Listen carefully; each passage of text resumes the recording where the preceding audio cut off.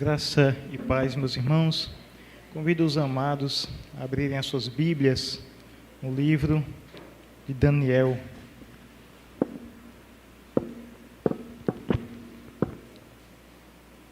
Daniel, capítulo 6. História que a gente aprende desde a infância. Acredito que as nossas crianças conhecem muito bem quando se fala de Daniel, um homem temente a Deus, esse homem tão corajoso, que havia homens maus que tinham inveja de Daniel e tramaram para que Daniel fosse jogado na cova dos leões. Mas Daniel, um servo temente ao Senhor, um servo fiel, Deus o livrou da boca dos leões. Então, as crianças certamente conhecem muito bem essa história e é a que eu vou trazer hoje aqui também para vocês. Não vai ser de forma expositiva, não é um sermão expositivo. O pastor deu início na semana passada, mas eu não vou dar uma continuidade de onde ele parou. Mas eu quero trazer para os irmãos algumas características desse personagem bíblico, Daniel. Então, olha o que a Escritura Sagrada nos diz. Daniel, capítulo 6. Pareceu bem a Dario constituir sobre o reino a 120 sátrapas, que estivessem por todo o reino, e sobre eles 3 presidentes, dos quais Daniel era um, aos quais estes sátrapas dessem conta, para que o rei não sofresse dano.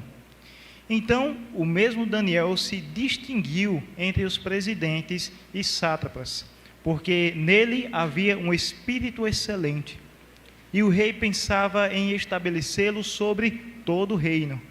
Então, os presidentes e os sátrapas procuravam ocasião para acusar a Daniel a respeito do reino, mas não puderam achá-la, nem culpa alguma, porque ele era fiel, e não se achava nele nenhum erro, nem culpa. Disseram, pois, estes homens: nunca acharemos ocasião alguma para acusar a esse Daniel, se não a procurarmos contra ele na lei do seu Deus. Então, esses presidentes e sátrapas foram juntos ao rei e lhe disseram: ó rei Dario, vive eternamente. Todos os presidentes do reino, os prefeitos e sátrapas, conselheiros e governadores concordaram em que o rei estabeleça um decreto e faça firmar um interdito que todo homem que, por espaço de 30 dias, fizer petição a qualquer Deus ou a qualquer homem, e não a ti, ó rei, seja lançado na cova dos leões. Agora, pois, ó rei, sanciona o interdito e assina a escritura, para que não seja mudada segundo a lei dos medos e dos persas, que se não pode revogar. Por esta causa, o rei Dario assinou a escritura e o interdito. Daniel, pois, quando soube que a escritura estava assinada, entrou em sua casa e em cima no seu quarto, onde havia janelas abertas do lado de Jerusalém, 3 vezes por dia se punha de joelhos e orava e dava graças diante do seu Deus, como costumava fazer. Então aqueles homens foram juntos e, tendo achado a Daniel a orar e a suplicar diante do seu Deus, se apresentaram ao rei e, a respeito do interdito real, lhe disseram: não assinaste o interdito que, por espaço de 30 dias, todo homem que fizesse petição a qualquer Deus ou a qualquer homem, e não a ti, ó rei, fosse lançado na cova dos leões? Respondeu o rei e disse: essa palavra é certa, segundo a lei dos medos e dos persas, que se não pode revogar. Então responderam e disseram ao rei: esse Daniel, que é dos exilados de Judá, não faz caso de ti, ó rei, nem do interdito que assinaste. Antes, 3 vezes por dia, faz a sua oração. Tendo o rei ouvido essas coisas, ficou muito penalizado e determinou consigo mesmo livrar Daniel, e até ao pôr do sol se empenhou por salvá-lo. Então aqueles homens foram juntos ao rei e lhe disseram: Sabe, ó rei, que é lei dos medos e dos persas que nenhum interdito ou decreto que o rei sancione se pode mudar. Então o rei ordenou que trouxesse a Daniel e o lançassem na cova dos leões. Disse o rei a Daniel: O teu Deus, a quem tu continuamente serves, que ele te livre. Foi trazida uma pedra e posta sobre a boca da cova. Selou-a o rei com o seu próprio anel e com o dos seus grandes, para que nada se mudasse a respeito de Daniel. Então o rei se dirigiu para o seu palácio, passou a noite em jejum e não deixou trazer à sua presença instrumentos de música, e fugiu dele o sono. Pela manhã, ao romper do dia, levantou-se o rei e foi com pressa à cova dos leões. Chegando-se ele à cova, chamou por Daniel com voz triste. Disse o rei a Daniel: Daniel, servo do Deus vivo, dar-se-ia o caso que o teu Deus, a quem tu continuamente serves, tenha podido livrar-te dos leões? Então Daniel falou ao rei: Ó rei, vive eternamente. O meu Deus enviou o seu anjo e fechou a boca dos leões, para que não me fizessem dano, porque foi achada em mim inocência diante dele. Também contra ti, ó rei, não cometi delito algum. Então o rei se alegrou sobremaneira e mandou tirar a Daniel da cova. Assim foi tirado Daniel da cova, e nenhum dano se achou nele, porque crera no seu Deus. Ordenou o rei, e foram trazidos aqueles homens que tinham acusado a Daniel, e foram lançados na cova dos leões, eles, seus filhos e suas mulheres, e ainda não tinham chegado ao fundo da cova, e já os leões se apoderaram deles, e lhe esmigalharam todos os ossos. Então o rei Dario escreveu aos povos, nações e homens de todas as línguas que habitam em toda a terra: paz seja multiplicada. Faço um decreto pelo qual, em todo o domínio do meu reino, os homens tremam e temam perante o Deus de Daniel, porque ele é o Deus vivo e que permanece para sempre. O seu reino não será destruído e o seu domínio não terá fim. Ele livra e salva e faz sinais e maravilhas no céu e na terra. Foi ele quem livrou a Daniel do poder dos leões.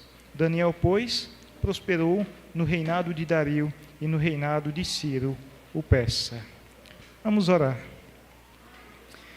Senhor, nosso Deus, Pai bendito, ó Deus Altíssimo, te louvamos pela porção lida da tua palavra e te pedimos, ó Pai, entendimento da tua palavra, entendimento dos teus ensinos, para que possamos observar os bons exemplos desses servos teus, servos que passaram por tribulações e deram testemunho de ti, que possamos tirar essas lições para as nossas vidas e praticá-las continuamente, assim como esses teus fiéis servos fizeram e aqui estão registrados na tua palavra para o nosso ensino.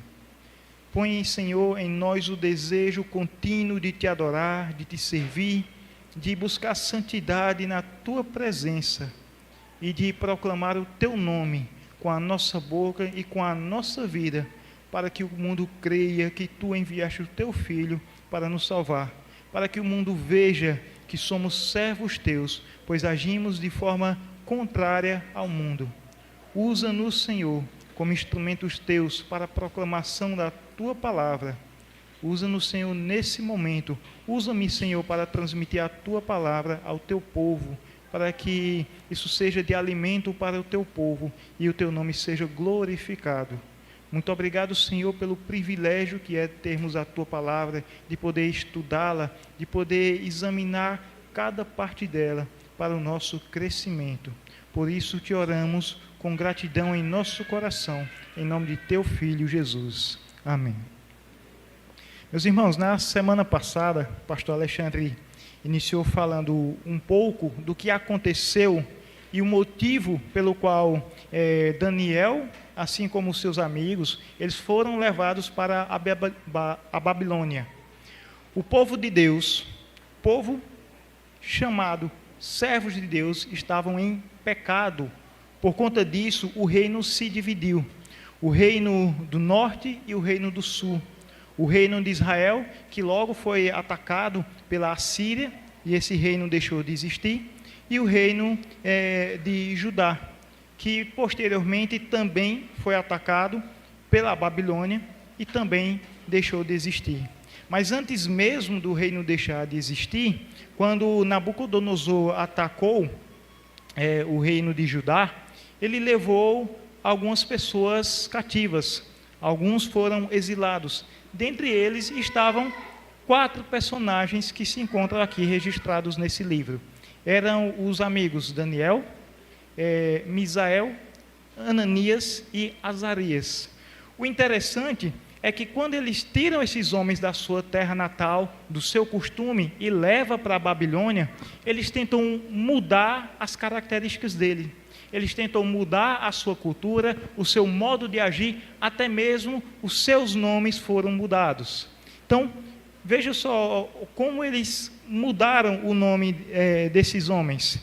Daniel, o nome dele significa Deus é o meu juiz. Então, veja que na Bíblia a gente vai observar que os nomes, eles não eram simplesmente títulos, mas os nomes, eles tinham um significado. Esse significado poderia ser algo que aconteceu na vida deles, e em dado momento da sua vida esse nome foi mudado, como é o caso de Abrão, que foi mudado para Abraão, ou circunstâncias do seu nascimento, e o nome tinha o significado do que aconteceu para que eles recebessem aquele nome. Então, os nomes não eram dados a essas pessoas simplesmente, olha, esse nome é bonitinho, eu vou dar esse nome a ele. Não, tinha um significado. Daniel, Deus é o meu juiz.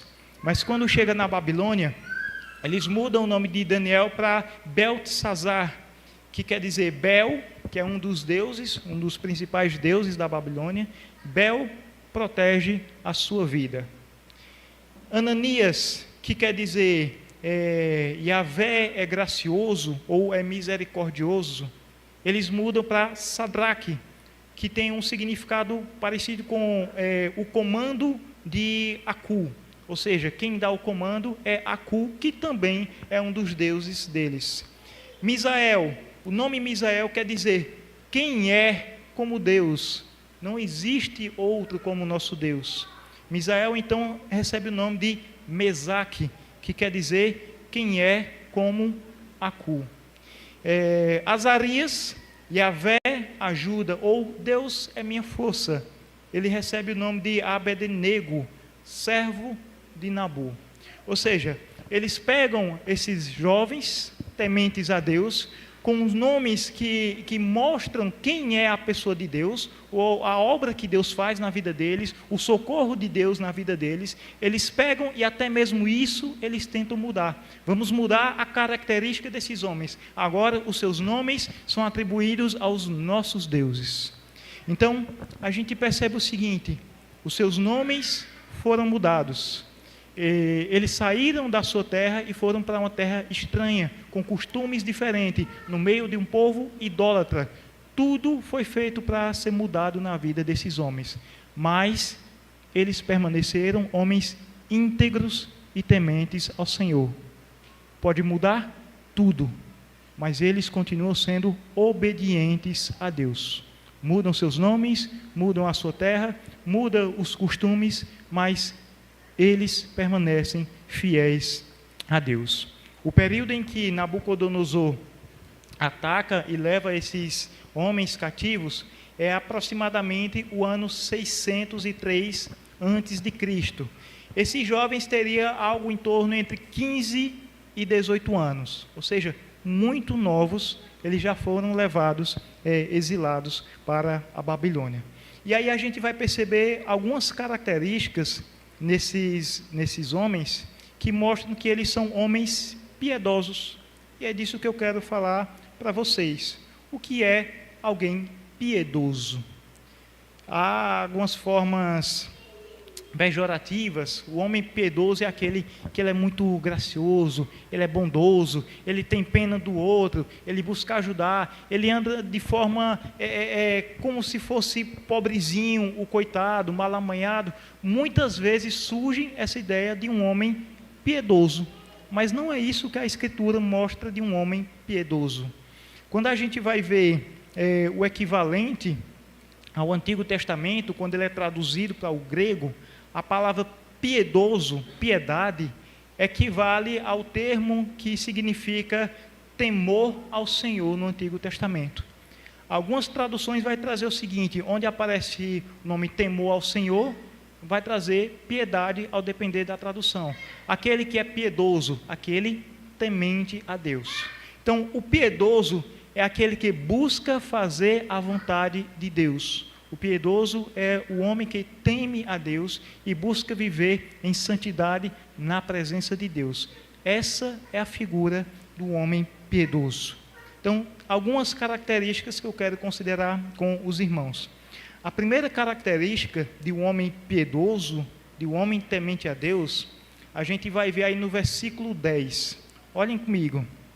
Daniel, pois, quando soube que a escritura estava assinada, entrou em sua casa e em cima, no seu quarto, onde havia janelas abertas para o lado de Jerusalém, 3 vezes por dia se punha de joelhos e orava e dava graças diante do seu Deus, como costumava. Veja como ele costumava fazer. A característica do homem piedoso: ele é um homem de oração. E fica evidente que Daniel era um homem de oração, porque o texto também deixa bem claro, era o que ele costumava fazer. Todos os dias ele estava lá, de joelhos, 3 vezes ao dia, orando ao Senhor. Meus irmãos, a oração é tão importante na vida do cristão, mas também é um motivo de grande tristeza, porque quando a gente observa os nossos tempos, parece que isso vem se perdendo. Poucas vezes a gente vê pessoas ali com fervor em oração, constantes em oração. Muitas vezes, orar ali 5 minutos, acabou a oração, pronto.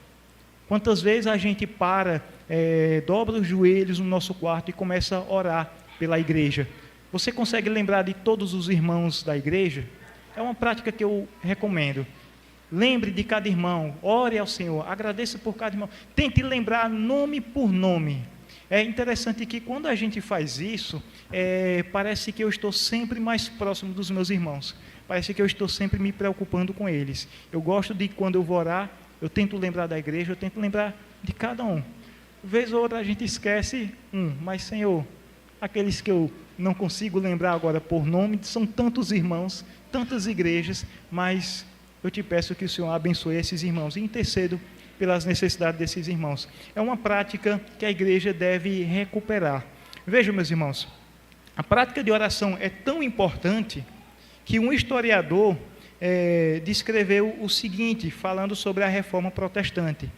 Ele disse mais ou menos assim, que a reforma protestante, na verdade, foi uma reforma da oração. Por que ele fala isso? No período da reforma, o povo não tinha acesso às Escrituras. O povo não orava a Deus. O que eles tinham era uma reza, uma repetição de palavras, e isso não funcionava para a vida deles. Eles não tinham aquela comunhão com Deus por meio daquilo que era passado para eles. Quando então vem a reforma protestante, eles lutam bastante, eles se esforçam para ensinar o povo a orar. Veja que Lutero, ele menciona a oração nas suas 95 teses. Lutero, ele cria um catecismo para doutrinar a igreja, e nesse catecismo ele dedica uma parte só para instruir a igreja como se deve orar. Ele instrui aos pais, aos esposos, que ensine e conduza a sua casa na oração, porque é por meio da oração que eles são fortalecidos, é por meio da oração que eles são sustentados e têm a sua comunhão com Deus. Calvino incentivou muito também a oração. Os nossos catecismos, o Catecismo Maior e o Breve Catecismo, eles dedicam uma grande parte só para falar de oração. Por quê? Porque o povo já não sabia como orar. É de extrema importância a oração. E os reformadores diziam o seguinte: é por meio da oração que eles são levados à Escritura. A oração me leva à palavra de Deus. E quando eu vou para a palavra de Deus, a Bíblia, ela me dá conteúdo e modela a minha oração. Veja essa engrenagem, essa alimentação contínua. Eu preciso orar mais. Quanto mais eu oro, mais ela me leva às Escrituras. Quanto mais eu vou às Escrituras Sagradas, mais eu tenho um conteúdo para que a minha oração seja modelada. E eu passo a orar melhor. Quanto mais eu oro, novamente eu vou às Escrituras. Então é algo que é fundamental na vida de todo cristão e que precisa ser resgatado em todos os locais. Oração. O homem piedoso, o homem temente a Deus, ele ora. Lutero, ele ainda traz uma descrição, ele vai dizer o seguinte, que não orar é como matar. É uma quebra do mandamento. Porque se a Bíblia ordena orar sem cessar, se eu não oro, logo eu estou quebrando um mandamento de Deus. Logo eu estou pecando e não estou buscando comunhão com Deus. Então deixar de orar é pecar. Deixar de orar é incompatível com a vida do cristão. Veja, quando a gente olha os 10 mandamentos, por exemplo, primeiro mandamento, não terás outros deuses diante de mim. O mandamento, ele não só proíbe algo, mas ele também diz como é que nós devemos fazer. Ele proíbe que nós não devemos buscar outros deuses, mas o mandamento também mostra que, ao não buscar outros deuses, primeiro eu preciso reconhecer Deus como o único Deus. Sendo Ele Deus, eu preciso amar, respeitar, ter reverência para com Ele, buscar comunhão, obedecê-lo, e se eu não oro, logo eu também estou quebrando esse mandamento. Percebe como é profundo quando a gente negligencia a prática da oração? Então é isso que os reformadores tentam resgatar. A igreja não estava orando. É necessário que isso seja ensinado, é necessário que eles voltem a dobrar os seus joelhos, que eles tenham fervor na oração. Quanto mais eles oram, mais eles se debruçam nas Escrituras, mais eles desejam buscar a palavra de Deus, para que eles possam cada vez mais orar ao Senhor. Então, é tão importante a oração. E eles vão dizer o seguinte: o não orar é como um filho que não depende do pai. Ou pelo menos ele acha que não depende. É um filho que, ao achar que não depende do pai, não busca a esse pai. Não busca se aconselhar com ele, não busca forças nele. Então, isso é algo incompatível com a vida do cristão. Não orar é um pecado. Não orar é uma quebra de mandamento. Não orar é deixar de ter comunhão com o nosso Pai. E ele ainda diz mais: buscar a oração, ao me levar à palavra de Deus, essa busca pelo conhecimento da palavra de Deus, que eles vão descrever aí como a teologia, é algo fundamental para a vida do cristão. Vejam o seguinte: o que seria a teologia? Aqui a gente pode descrever dessa forma: teologia é conhecer a Deus e aquilo que Ele requer de nós. O que é piedade? Piedade é fazer a vontade de Deus, fazer aquilo que Ele requer de nós. Então, eu preciso conhecer a Deus, para que então eu possa fazer a sua vontade. E essa característica a gente vê firme em Daniel. Ele era um homem de oração, orava 3 vezes ao dia, como costumava fazer. Era algo contínuo na sua vida. Por que Daniel fazia isso? Porque ele tinha conhecimento de quem é o seu Deus. Veja, você consegue agradar a Deus sem conhecê-lo?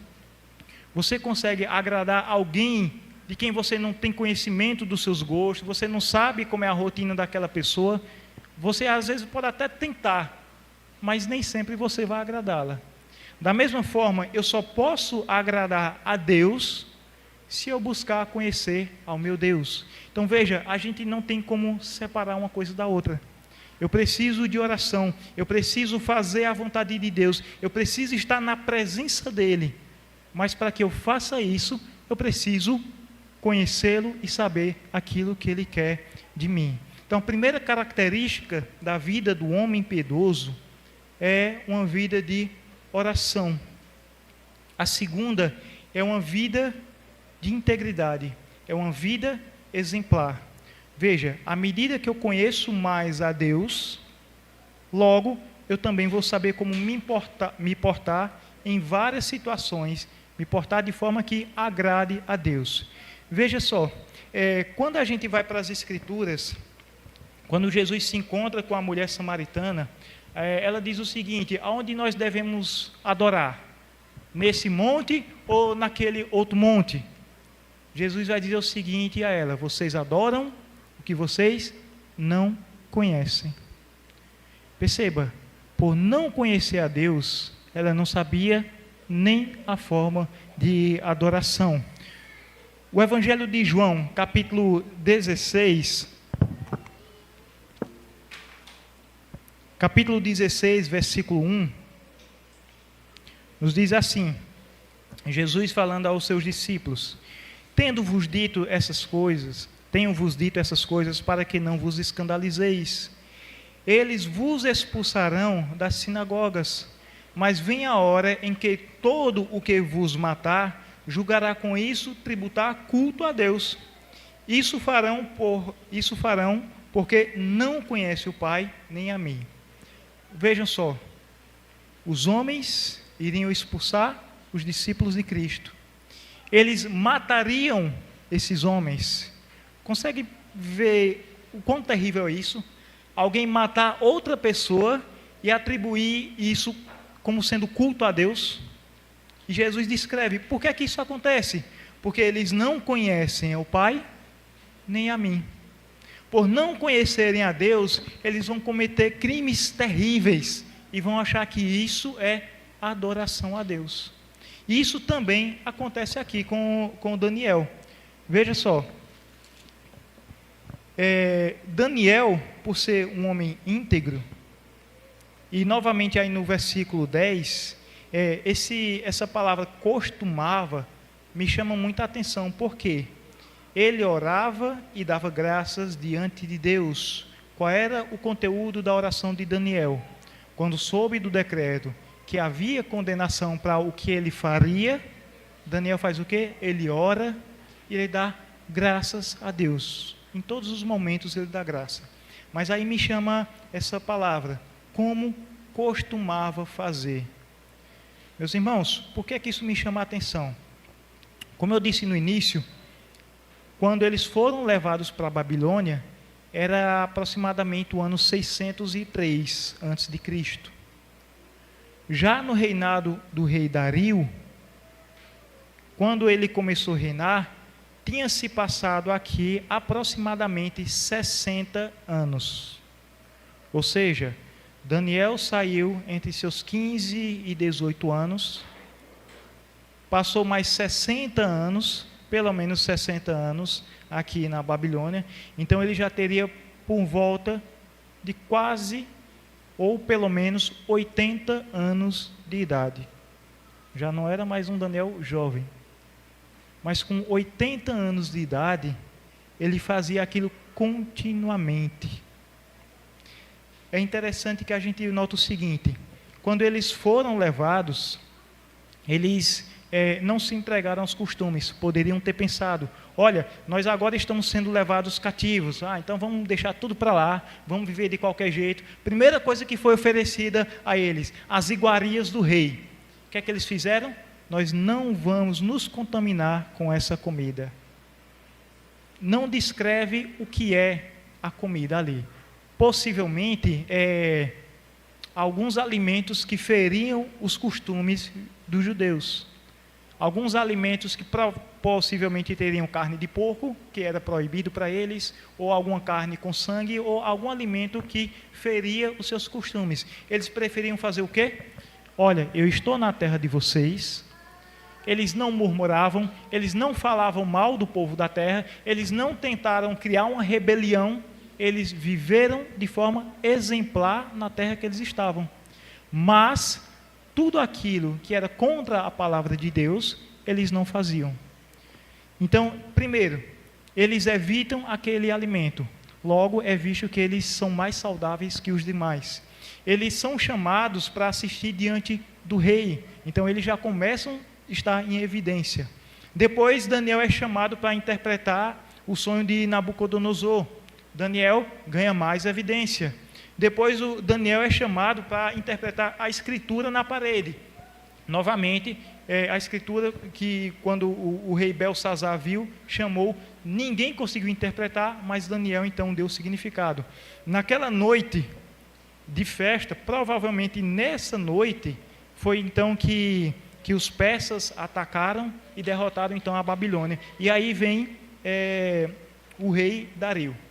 Provavelmente aquela noite foi onde houve esse ataque, que no capítulo anterior é dito ali que naquela mesma noite o rei Belsazar morreu. Mas antes disso ele disse que ia colocar Daniel como um dos terceiros dos maiores ali no reino. Mas agora a gente vê que o rei Dario, ele tem um grande apreço por Daniel. Por quê? Anos e anos passando em um povo desconhecido, anos e anos morando lá, eles contribuíam para aquele povo. De que forma? Onde quer que o cristão esteja, ele deve viver de forma exemplar. Eles contribuem para que haja o crescimento daquele povo, eles contribuem para uma qualidade de vida, eles são colocados à frente do povo como chefes, eles são colocados para guiar o povo, eles são colocados para assistir diante do rei, dar-lhe assistência, ou seja, eles ganham notoriedade, mas ainda assim, como cristão, dando o exemplo de que é cristão. Veja, quando a gente vai lá para Efésios capítulo 5 e 6, a gente vai ver o exemplo da vida no lar, o exemplo da família no lar e os servos com os seus senhores. Veja, eu preciso conhecer a Deus, e o conhecimento de Deus produz em mim uma vida de santidade. Quando ele diz, por exemplo, maridos, amai as vossas esposas como Cristo amou a igreja. Eu preciso conhecer a obra de Cristo, eu preciso saber o que Ele fez por mim, para que como exemplo de Cristo, eu também possa fazer na minha casa e amar a minha esposa. Veja, o exemplo das Escrituras, o exemplo de quem Deus é, deve me motivar a fazer também de forma a dar exemplo e a honrar o nome de Deus. O exemplo que Ele dá ali entre os senhores e os seus servos, esses devem obedecer aos seus senhores como ao Senhor. Faça com zelo, obedeça aos seus superiores. Claro que naquilo que está de acordo com a palavra de Deus, eu continuo fazendo. Se houver algo que seja contra a palavra de Deus, obviamente eu não vou fazer. Importa obedecer a Deus. Mas o exemplo ele deixa, olha, é necessário que vocês sirvam com zelo. Vocês estão agora em outra terra, quer dizer que vocês não vão fazer mais nada, vão apenas murmurar, criar contenda? Não, eles vivem de forma exemplar. Eles não reclamam, eles não questionam, eles não tentam criar rebeliões, eles vivem de forma exemplar. Então, o homem piedoso, o homem íntegro, ele vive de forma que agrade a Deus. Isso é tão evidente que esses pelo menos 60 anos que eles passaram ali naquela terra, eles se dispuseram a viver uma vida de piedade. E a gente percebe isso quando esses homens, eles se reúnem para achar qualquer coisa contra Daniel. E eles deixam bem claro que não acham nada, não há nada de que Daniel possa ser acusado. Ou seja, uma vida exemplar. Meus irmãos, é triste quando a gente vê cristãos dando um mau testemunho. Eu tinha um colega na escola, todos sabiam que ele era de uma igreja, mas ele era conhecido como o crente safado. Ou seja, ele não fazia coisa boa. Mas olha, todo mundo olhava para ele, olha, aquele ali é o crente safado. Eu digo, eita, mau testemunho. Eu já vi pessoas no trabalho que se diziam crentes mas vivia como qualquer ímpio. Postava nas redes sociais, ou estou lá na igreja adorando, mas no dia a dia agia como qualquer ímpio. E as pessoas olhavam desconfiadas para ele. Olha, esse que diz que é crente. A gente vê no meio político, quantos cristãos entrando na política vão ganhar algum cargo, logo correm, buscam a vida dessa pessoa todinha, examinam, olha, esse cara praticou corrupção, esse cara deu um mau testemunho nisso. Quantas vezes a gente não vê isso acontecer? Nos nossos meios isso é muito comum. Foi isso que eles tentaram fazer aqui. Daniel recebeu um destaque. O rei pensou, não, vou colocar ele agora sobre todos os outros, tinha os 3 presidentes, sobre aqueles sátrapas que eram chefes colocados em províncias. Daniel agora foi colocado sobre todos eles. Era o desejo do rei, por ver integridade em Daniel. Daniel era de uma terra estranha, mas estava ali na Babilônia e agia de forma correta e tinha a confiança do rei. O rei então pensa, eu vou colocar ele num cargo mais alto. O que é que acontece na nossa sociedade hoje em dia quando se ouve falar, alguém vai exercer algum cargo? Rapidamente pessoas começam a forçar a vida desse outro para tentar derrubá-lo de qualquer forma. Por inveja, por não gostar da cara dele, por querer o cargo dele, não sei. Mas querem derrubar essa pessoa. E ao tentarem fazer isso com Daniel, não acharam nada de que acusar a Daniel. E aí então eles pensam o seguinte, o que é que vamos fazer? Vamos inventar alguma coisa contra ele. Daniel é temente a Deus, Daniel busca ao seu Deus, pois então vamos planejar algo que seja contra o seu Deus, porque eles sabiam que se houvesse um decreto em que fosse contra a crença de Daniel, certamente Daniel permaneceria firme naquilo que ele crê e seria condenado por isso. Então, coisas muito parecidas com os nossos dias. As pessoas maquinam mal, as pessoas não suportam ouvir as verdades do Evangelho, criam leis. Hoje, até mesmo precisamos ter cuidado até como falar, porque muitos pastores estão sendo processados por pregar o Evangelho. Falam alguma coisa, alguém se ofendeu, vamos processar. Isso aí não pode falar, agora é proibido. Nós passamos por isso. Daniel passou por isso.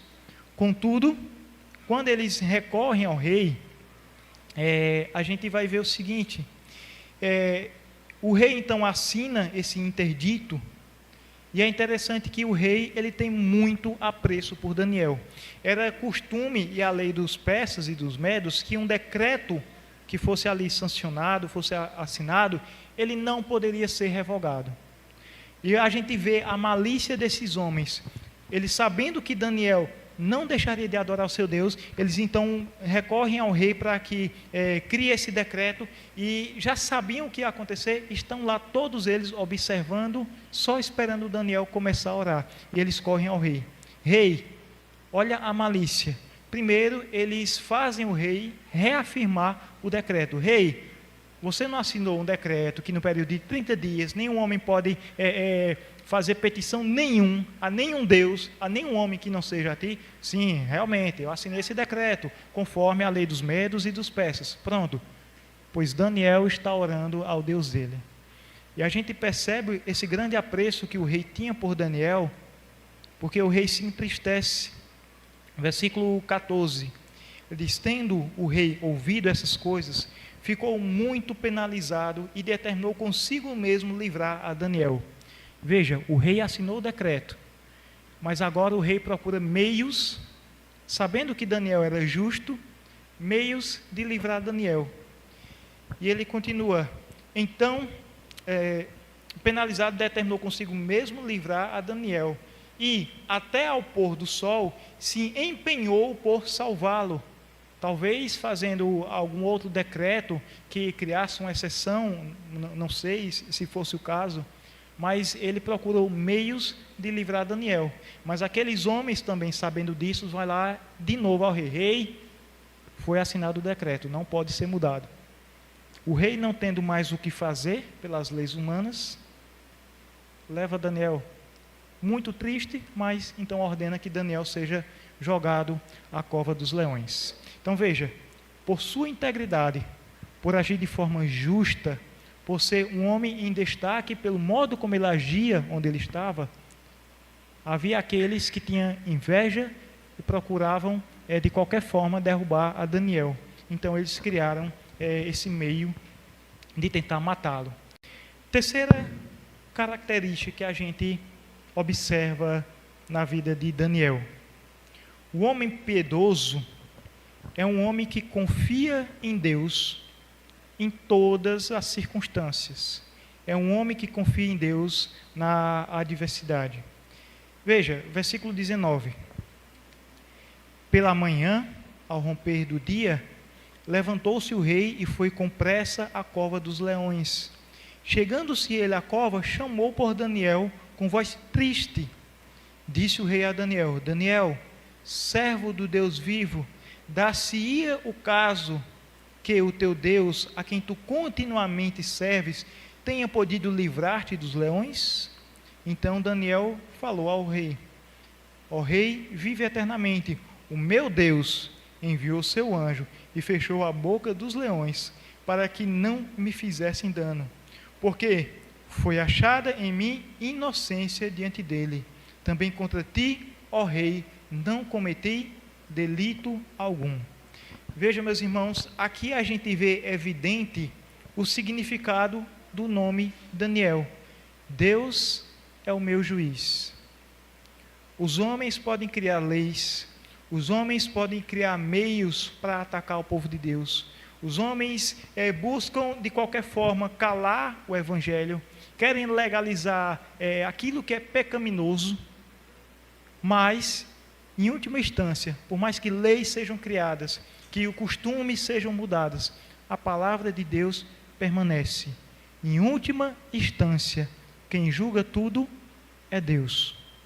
Podemos ser julgados pelos homens, até mesmo condenados pelos homens, mas a resposta final sempre é de Deus.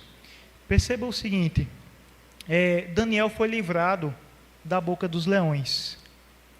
A gente precisa entender que aqui não é uma promessa de que todos aqueles que forem tementes e fiéis a Deus serão livrados de todos os problemas. Entendam isso. Aqui não há essa promessa. Numa circunstância específica, Deus livrou a Daniel. Mas há outros personagens bíblicos, tementes a Deus, servos fiéis, não foram poupados. Isso quer dizer que Deus não agiu com justiça? De forma nenhuma. Por exemplo, vejam, Estevão falava das verdades de Deus. Aqueles homens estavam irados, eles não suportavam ouvir as verdades. Eles subornaram pessoas para mentir, para dizer que Estevão estava falando blasfêmias. Ou seja, pela inveja que eles tinham, por não suportar a vergonha do seu pecado, por estarem ali aterrorizados com aquilo que Estevão estava falando, eles não suportavam ouvir a verdade. Vamos mentir, vamos usar pessoas para mentir, para que esse homem seja morto. Estevão foi livrado? Não da justiça dos homens. Estevão foi condenado. Antipas, vocês sabem quem era Antipas? Eu também não sei. Antipas, ele aparece uma única vez em Apocalipse, na carta à igreja de Pérgamo, onde Cristo vai dizer o seguinte: aonde morreu Antipas, meu servo, o meu fiel, por conta do pecado, a corrupção de onde eles estavam, um servo fiel, temente ao Senhor, foi morto. Não sabemos mais detalhes sobre quem era Antipas, mas eu fico imaginando como seria você ouvir da boca de Cristo falando ali para João: escreve isso para a igreja. Antipas, o meu servo, o meu fiel, ele morreu lá. Então, chamando a atenção da igreja, volta e age como esse meu servo fiel. Esse homem desconhecido para nós, mas conhecido de Deus. As suas atitudes eram agradáveis a Deus, ao ponto de ser mencionado pela boca de Cristo: o meu servo, o meu fiel. Também morreu por conta do Evangelho. Então veja, Não é uma promessa de livramento, não aqui. Mas Deus, Ele é o juiz. Vamos lá para Malaquias, capítulo 3. Abram comigo, por favor.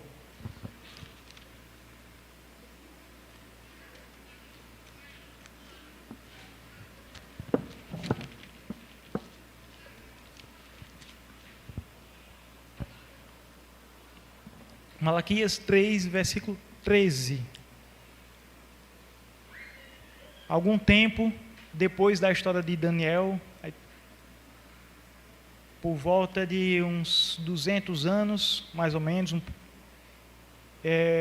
aqui o povo, de novo, estava pecando. O povo voltou para a terra, o povo não estava agradando a Deus, por conta do seu pecado, eles culpavam a Deus pelo mal que eles tinham passado, e eles já não adoravam a Deus como deveria, e ainda por cima, murmuravam.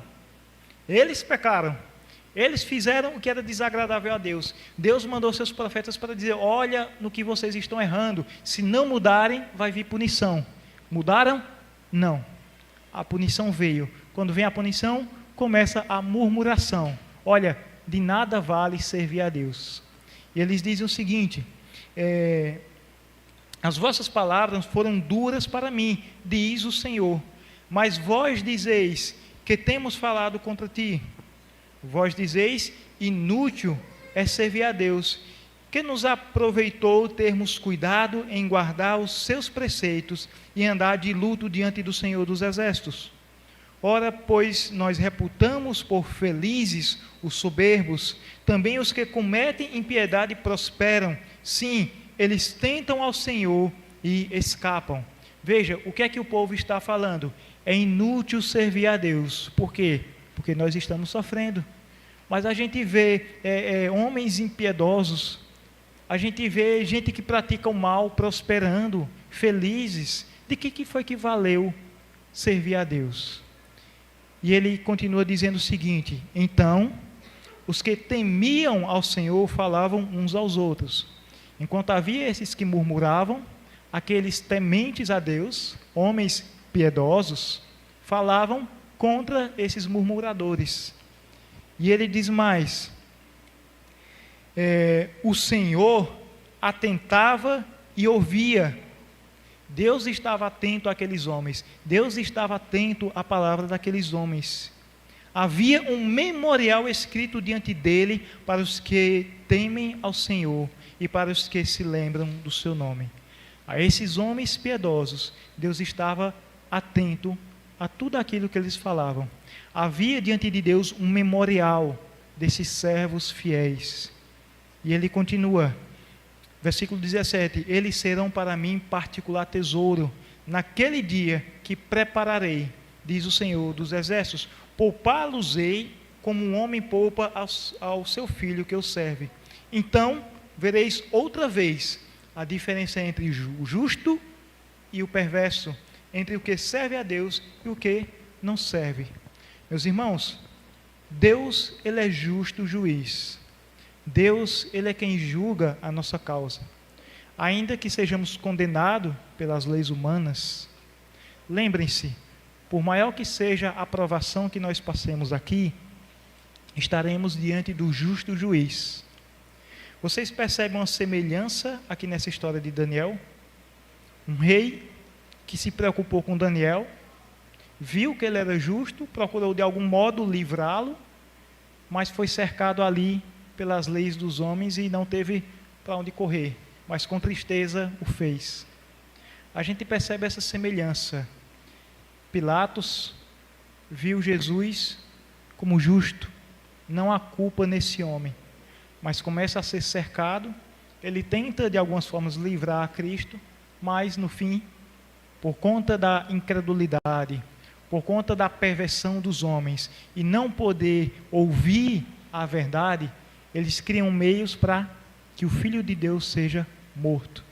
Então há uma semelhança aí nas duas histórias. Daniel também aponta para a obra de Cristo. E uma vez que Cristo morre pelos nossos pecados, diante do justo juiz, ele vai olhar para você e vai ver justiça em você, não de você mesmo, mas justiça conquistada por Cristo. Deus, o justo juiz, olhar para você e dizer: em ti não foram encontrados motivos de condenação por conta da obra de Cristo. Da mesma forma, Daniel mostra aqui: Deus, ele é o meu juiz. Não se achou em Daniel pecado. Não se achou em Daniel nenhuma injustiça contra o rei. Deus, naquele momento, o poupou. Há momentos que seremos poupados, há momentos que, por amor ao Evangelho, morreremos. Mas os ímpios, eles não escaparão diante do juízo de Deus. Eles podem viver muitos anos nessa terra, mas chegará o dia em que eles estarão diante do justo juiz. Os momentos de alegria deles foram somente aqui. Depois do juízo, é apenas tristeza para todo sempre. Os momentos de tristeza dos fiéis também é apenas aqui na terra. E depois, alegria por toda a eternidade. Todos estarão diante do justo juiz. Ele é quem dá a última palavra. Ele é a última instância que olha para nós e já não acha mais culpa em nós, porque foi pago em Cristo. Veja, Daniel então tem confiança em Deus. Ele não tenta fugir, ele não tenta, olha, eu vou me esconder, agora só vou adorar em Deus, adorar a Deus escondido, em secreto. Não, ele não busca isso. Ele continua temente ao Senhor e fazendo o que sempre fazia. Se é necessário ir para a cova dos leões, assim eu vou. Mas importa fazer a vontade de Deus. Então, essas três características de um servo temente ao Senhor, um servo com vida íntegra, um servo de oração a Deus, um servo que confia em Deus nas adversidades. Resumidamente, essas três características de um servo piedoso nós encontramos aqui na vida de Daniel. Então, meus irmãos, essas características, ela deve estar evidente em nossas vidas. Deve ser algo que a gente constantemente busque na palavra de Deus, esses exemplos de homens piedosos, para que possamos também fazer assim como eles fizeram, constantes na oração, vivendo uma vida santa diante de Deus, buscando nos aperfeiçoar cada vez mais na sua palavra e sempre confiantes em Deus, porque qualquer momento de tristeza nessa terra é somente aqui nessa terra. Se morremos por amor ao Evangelho, estaremos com Cristo. Se continuarmos vivos, continuamos vivendo para Cristo, até que um dia Ele nos chame para estar na sua presença, diante do nosso Deus e Salvador.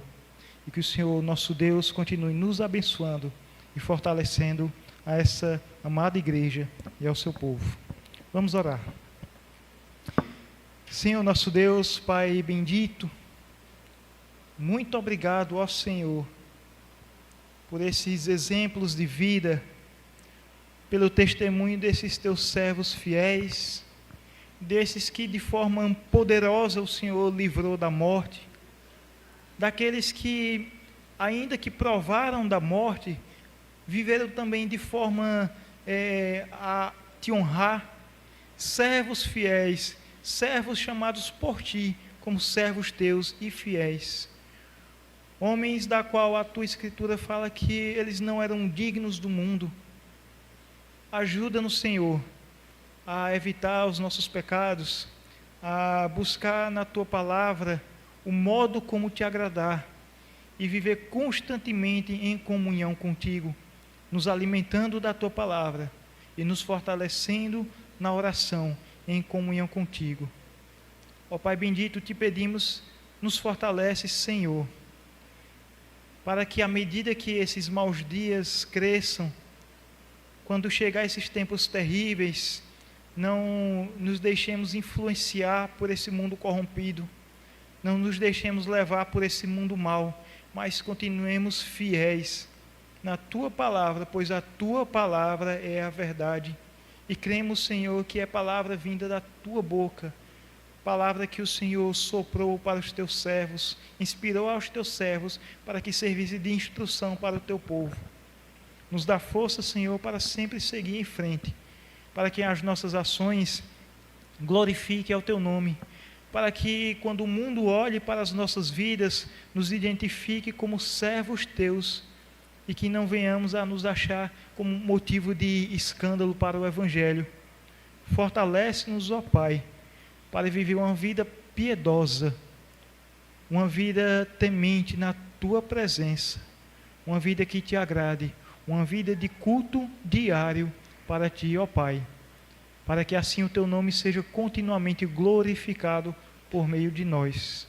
E é por isso que Te agradecemos, ó Pai, por essa instrução, por esse momento de culto em que nos reunimos para Te adorar, para aprender mais de Ti, para erguer as nossas vozes e louvar o Teu nome por aquilo que o Senhor fez por nós, pelo sacrifício de Teu Filho, para nos tornar justos diante de Ti. Por isso Te somos gratos, e é isso que Te pedimos, ó Pai, em nome de Teu Filho Jesus. Amém.